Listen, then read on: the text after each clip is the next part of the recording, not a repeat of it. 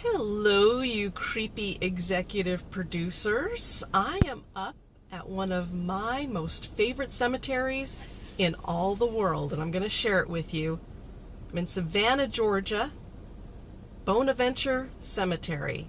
It's freezing, so this Florida girl's got her scarf and gloves and everything, but I'm going to take you outside of the car for just a minute as we enter the gates. The gates are very simple for as famous and well known as the cemetery is, but they're very cool.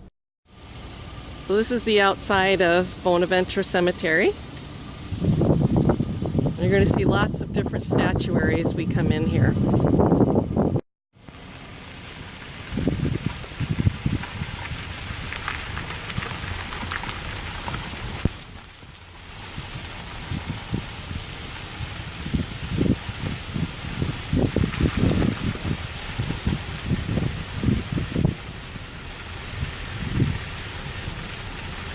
A writer once wrote of Bonaventure, "Here man can calmly sleep the sleep of death, fanned by the swaying breezes, gentle breath, the dreamless sleep, the sleep eternal, laid darkly shrouded beneath thy cooling shade."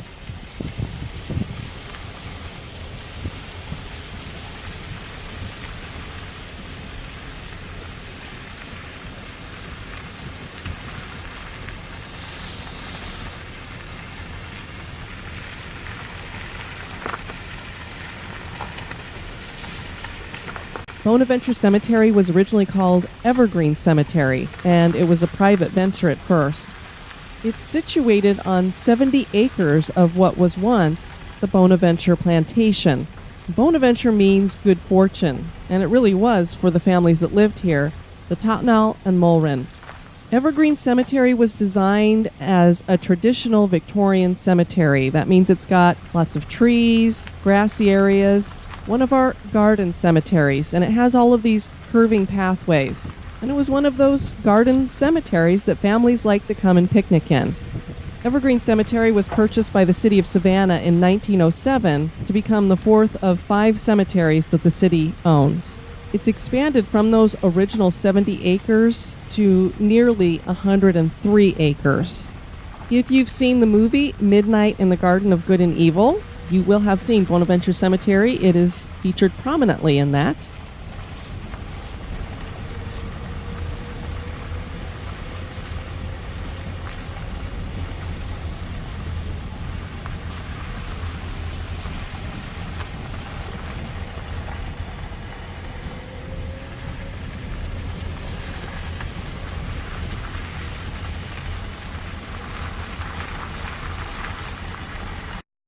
This is the river along the cemetery. Just makes for a really gorgeous setting.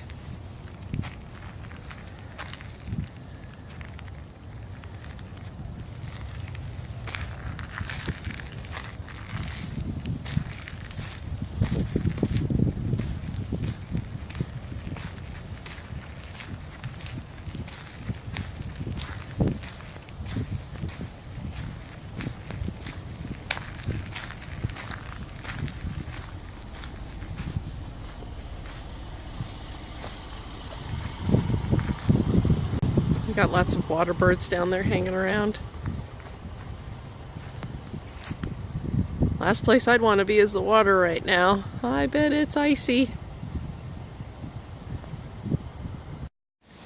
This is the old Bonaventure Waterworks and Garden. 2 Rumsey triplex pumps were installed by the Evergreen Cemetery Company in 1905. Following an explosion of one of these pumps, the city of Savannah placed a Stirling deep well turbine pump on this site in 1934. This operated until the cemetery was connected to the Savannah water system. So kind of cool to see these old pumps that go back to the early 1900s. This burial's from 1858, so this is the earliest burial that I've found here so far. There's no headstones here, but there are 2 people buried here going back to 1887, so these are probably some of the original burials here. This would be another one of the original burials dating back to 1870. Obviously there's no headstone here anymore either. This is a really cool monument. I love this.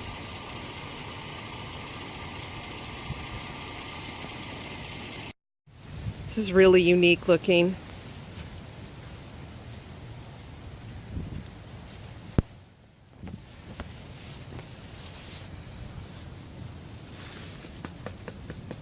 Now, I'm not sure what that's, not exactly sure what that's made out of because it's rusting. Might be wrought iron. Just very neat how that's all the way around the plot there. I haven't seen anything like that before. Here's one of these live oak that's probably about 100 years old. When you see this perpetual care, this means that the family has paid into a fund that will keep it in perpetual care. But you'll notice there are some plots when you come through that are definitely unkept, and it's because there's nobody in the family to keep it anymore, so they don't pull the weeds, cut back the bushes, they don't do nothing with it. This is another one that has this wrought iron gate around it. Looks very cool. Neat mausoleum.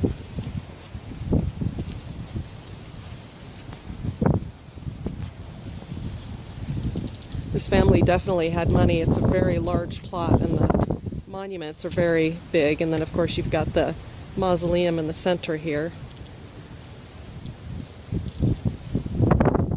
There we have an example of one of our partially draped urns.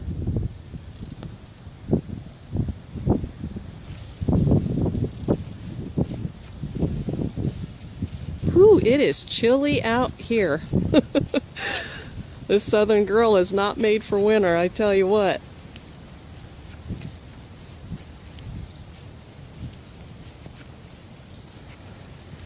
But many of the plots out here are all surrounded with the concrete enclosures. It's why I love this cemetery so much. There's nothing boring about it. Look at how they have the marble around the outside here. I mean, just imagine how much this family put out to have this put around. The Cook family. I came down here because I like the way that urn is draped there. It's a little bit different than what I've seen before.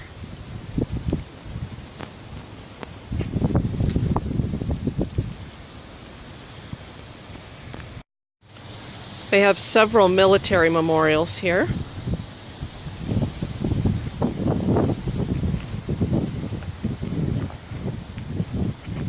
They served for God and country to promote peace and goodwill on earth.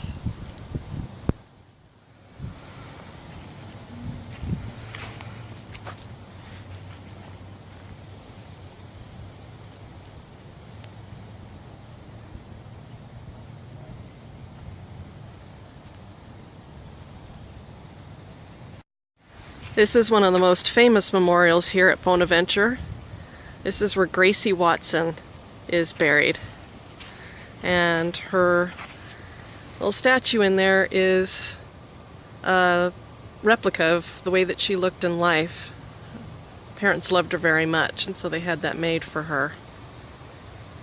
It's a nice little enclosure she has here.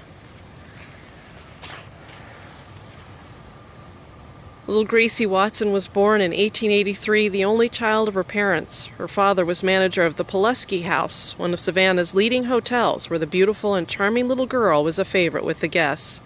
2 days before Easter, in April 1889, Gracie died of pneumonia at the age of 6. In 1890, when the rising sculptor John Waltz moved to Savannah, he carved from a photograph this life-size, delicately detailed marble statue, which for almost a century has captured the interest of all passers-by. Rest in peace, Gracie.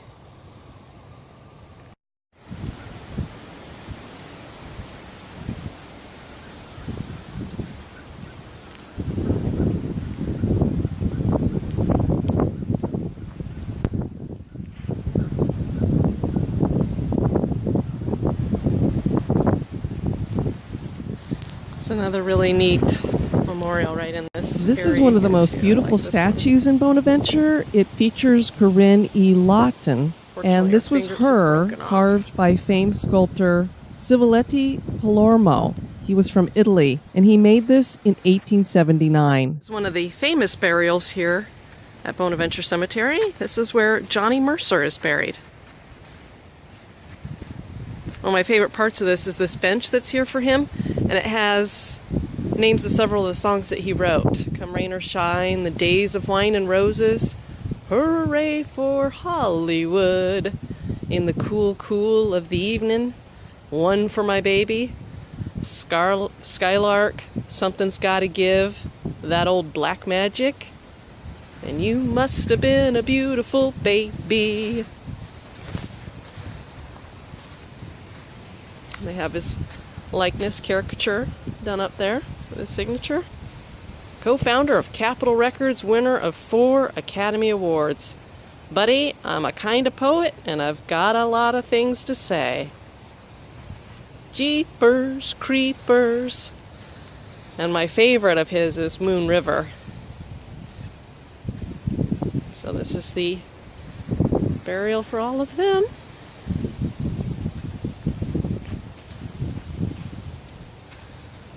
And the angels sing. Here's where Johnny's buried. Indeed.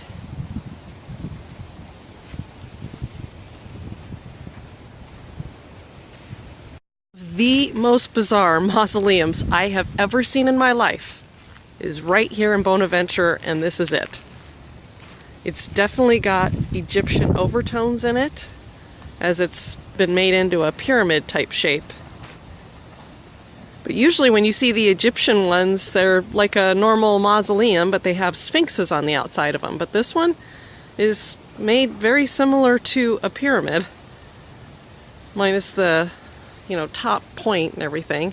But you've got this symbol, which is of, I believe, Isis there. And the interesting thing is, it's got this metallic door on it, which is rusted away with this big keyhole. So it just, I don't know, when I think of it, I think it's of it like a different kind of crypt that's almost alien in nature to me. I don't know why, but I always think alien. John Muir began his 1,000-mile walk in 1867, and it brought him here to Bonaventure Cemetery, and it provided the cheapest accommodations he could find. For 6 days and nights, he slept in the cemetery, and he wrote a lengthy chapter about it in his 1,000-mile walk book, and it was called Camping in the Tombs.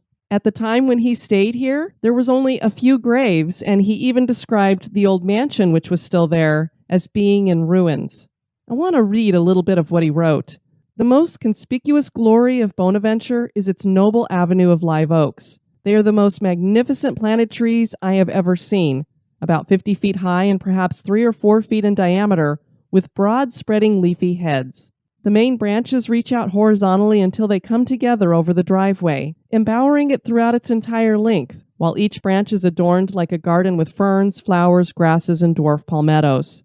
But of all the plants of these curious tree gardens, the most striking and characteristic is the so-called long moss. It drapes all the branches from top to bottom, hanging in long silvery gray skeins, reaching a length of not less than 8 or 10 feet, and when slowly waving in the wind, they produce a solemn, funerary effect, singularly impressive. I gazed awe-stricken as one new arrived from another world. Bonaventure's called a graveyard a town of the dead, but the few graves are powerless in such a depth of life. The rippling of living waters, the song of birds, the joyous confidence of flowers, the calm, undisturbed grandeur of the oaks, mark this place of graves as one of the Lord's most favored abodes of life and light.